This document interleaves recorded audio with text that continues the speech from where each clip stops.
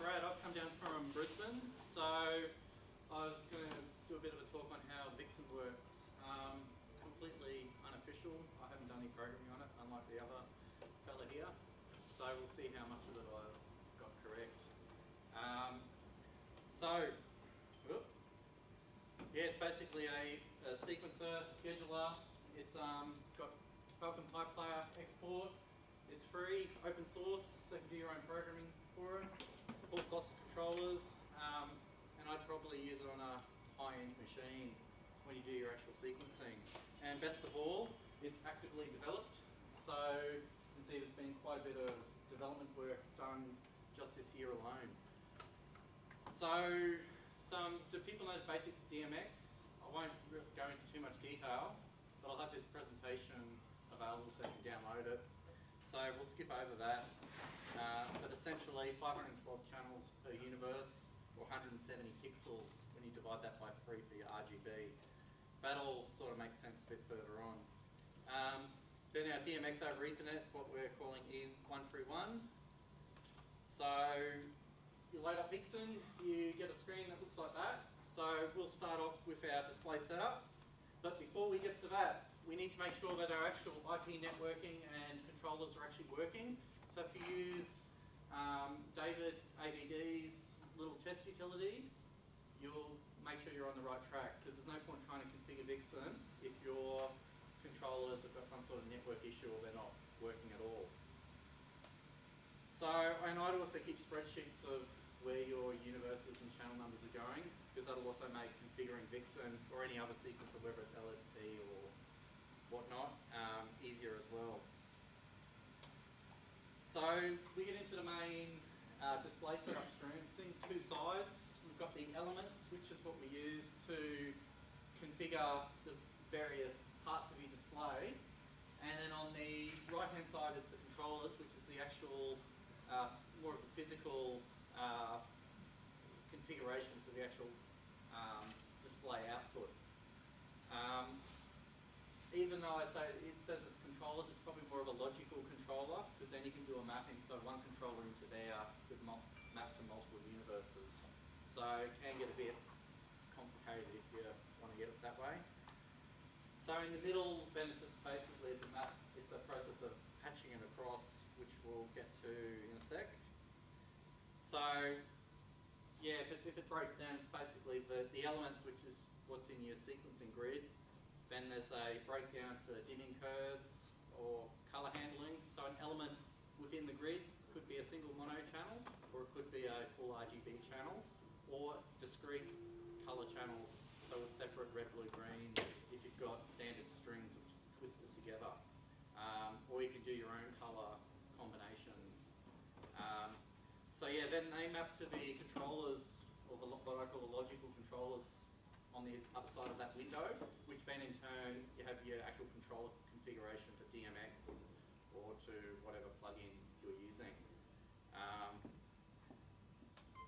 So then we can see what I was sort of talking about before. That's a standard mono channel, so my garden lights goes to a colour breakdown, which is just mono, so it's a single DMX output. Whereas if we've got a RGB output, the colour breakdown is splitting it into 3 channels. And then we have, that's a discrete one, so there's again there's a separate separation and dimming involved. Handy button down the bottom here is if you hit that, it will then map it back to which actual logical outputs on your controller you mapped to. Handy if you're trying to work out where things are lining up. Same in reverse, you can start on the physical side and then map it back to where it is in your elements on the display. Then the actual DMX configuration, when we right click on the controllers, you can bring up the controller configuration, which is the standard sort of E131 config screen, which is virtually the same in LSP. Then you can do multiple universes, so like a matrix, I was running a universe per row on the matrix. So yeah, you can do multiples. Another handy thing is you can duplicate elements within your display, so you can have the same element pointing to the or multiple display elements pointing to the same physical controller, so then you can group them by order.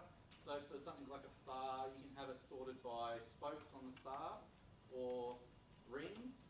So that's handy if you want to do chase groups, which we'll get to in a sec. So yeah, that's the same sort of thing. And then the mapping sort of gets a bit complicated there, but you can always zoom in on it. Display preview, how am I going for time? Am I going to go over? Plenty of time. Beauty. This is going to probably be a complete brain jam. There's a lot to it. It'll take probably a month to get used to it, fiddle around with it and learn it. And then, yeah, even longer to become proficient at it. But hey, now's the time to start. So display preview. Good thing about Vixen is you can have multiple display previews. You're not limited to a single window. So we use the main one, obviously, as the house preview for the entire display. And then I've done a few other tricks where you can trace various display elements using an additional preview, then copying and pasting it. So that's my display preview, what it looks like now. So we've got our elements on the side, the actual display. That image of the house is actually a Google SketchUp CAD style image that I've done, and I just overlay it over the top of it. You can use photograph.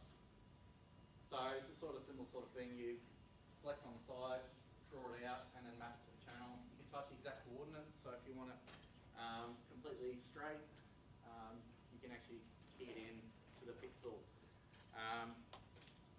So yeah, like I was talking about before, additional previews. My pixel bells, I was able to take a photo straight on and then go through with a single dot tool and then map each pixel out.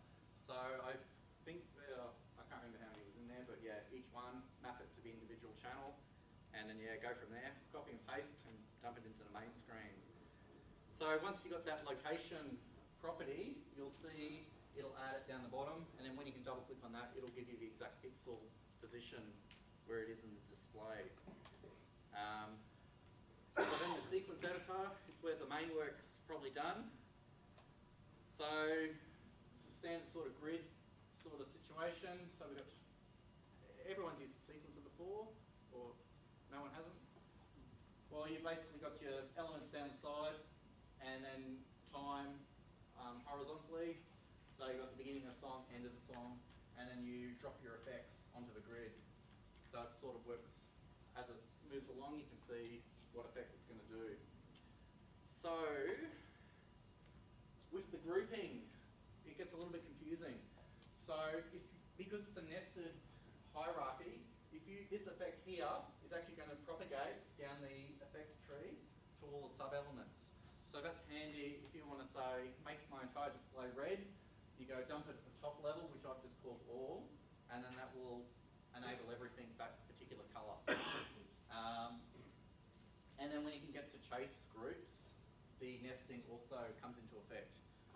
But I'll get to that on another slide. Oh, that slide there. There you go. So pixel bells, on my bells, I were animating them with just a basic alternate or a chase or a spinner effect. So you can, when you apply the effects, you can say apply to and then group it by level. And then it'll automatically say, right, there's only two groups, so I'm going back and forth between these two. Whereas this Santa presents thing had four presents, and then basically a chase pattern on that would go 1, 2, 3, 4, 1, 2, 3, 4. Quite handy, because before I'd used to map each individual chase pattern out, and that took a bit of time. So, colour versus brightness. This is what will stuff everyone up, including myself, when I first looked at this time last year. Vixen will only let you select bright colours. Now you're probably going to think that's pretty insane, but at the end of the day, the only colours I really used were red, blue, green, pink, like the full intensity colours. I didn't really use any dark colours.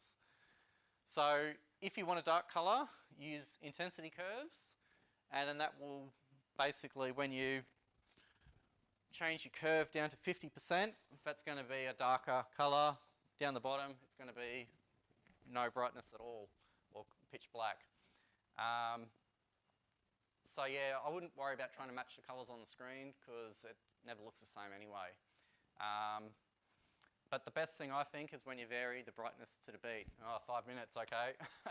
So yeah, intensity curves. Yeah, top of the curve, full brightness, against the timeline sort of thing. So yeah, soft fade in, soft fade out, pulsate to music. Then you can have a curve library, so you can template it. So if you apply it to your grid and want to change the curves later, you can just go in and change the template and it'll update the entire sequence. Very handy. Same for colors. So yeah, then when you do the effects, you can change the brightness as the effect's running based on the intensity curve. Then the various effects. So I'm going to really have to rush through this now. Alternating, it's basically backwards and forwards. Good for basic animation. Candle flicker, never use that. Chase effects, good for doing your basic animation sort of thing again. Again, color handling will vary how it behaves, whether you want it on a single chase step or over the entire sequence. So fiddling around with that makes a big thing.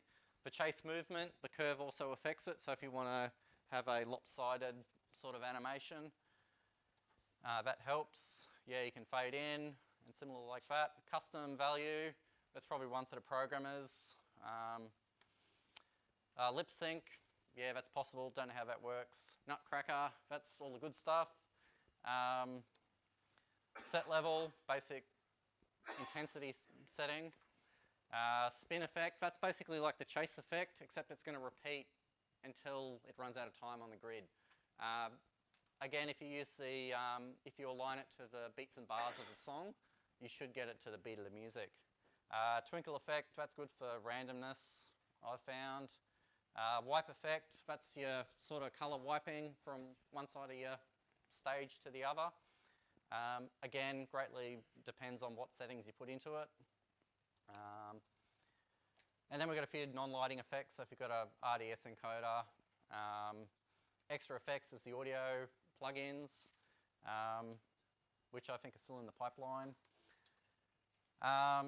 Yeah, we talked about that. The effects, how they propagate down the tree. A little bit confusing because it's not highlighted, but it is applying. And you can also overlay two effects together at the same time. So here we've got like a little white highlight where I've got the arrows pointing to.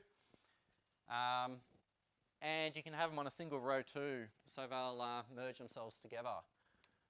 And that'll be the phone. So there we can see that previous effect. We've got two colors, and that was part of an animation as they move. Vixen scheduler, basically I wouldn't use it. Just use the pipe player. It's better, faster. Excellent sequencer, but not so good at scheduling, I think. You're lucky you get an extra 5 minutes. Okay, yeah, I'm near the end. Yeah, pipe player exports, basically all your channels have got to be put in a single order sequentially. So that's going to get to probably the pipe player topic. So yeah, I number my controllers in order, so I get them in the right order every time. Synchronizing to music, yeah, working on the principle that there's usually 4 beats per bar of music greatly helps, and then yeah, getting your effects aligned accordingly.